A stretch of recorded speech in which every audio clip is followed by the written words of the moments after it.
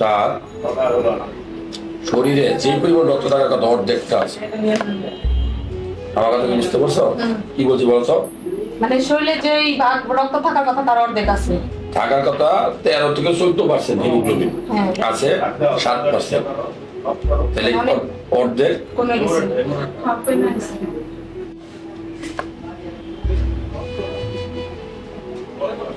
আর একটা টেস্ট করানো উচিত ছিল। তোমাদের তো টাকা পয়সা কম, লিখে দিলাম। যদি আবার কোনদিন আসো টেস্টটা করা, আমি ওষুধ দিতে যাবো।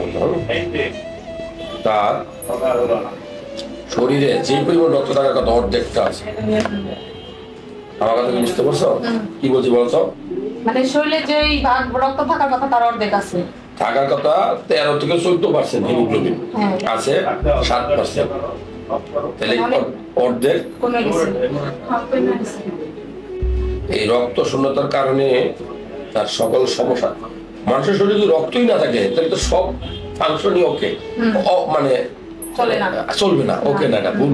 বরঞ্চ যেমন ইঞ্জিন গাড়ি পেট্রোল বা তেল ছাড়া কি চলে? মানুষের তো রক্তটা হলো তেলের মতো চলে। তো এখন আমি প্রথমে বলবো যে তার তো বাত ব্যথা আছে, গিরাগুলো ফুলে গেছে। হ্যাঁ, অনেক আছে। এটা দেখো একদম ক্যামেরা দেখো, এটা একদম রিউমেটিক ফিভার, ঠিক আছে? এই যে এই গিরায় ব্যথা, হ্যাঁ গিরায় ব্যথা, কিন্তু সাথে তার রক্ত শূন্যতা দেখা দিয়েছে। রক্ত রকম করতে ভাগে, ভালো খাবার খাবে, ওষুধ দিচ্ছি, রক্তের ইঞ্জেকশন দিতে পারো, লাগলে এক ব্যাগ দুটো দিয়ে দাও, দিতে পারবা, যে কোনো জায়গায় দিতে পারবা। প্রথম কাজ হবে এটা, ঠিক আছে? আগে রক্ত পরিমাণটা ঠিক হোক, এরপরে বাদ ব্যথা তো ওষুধ খাচ্ছি, লাস্ট ওষুধ খাচ্ছি, ওটা দেখো দেখা মানে।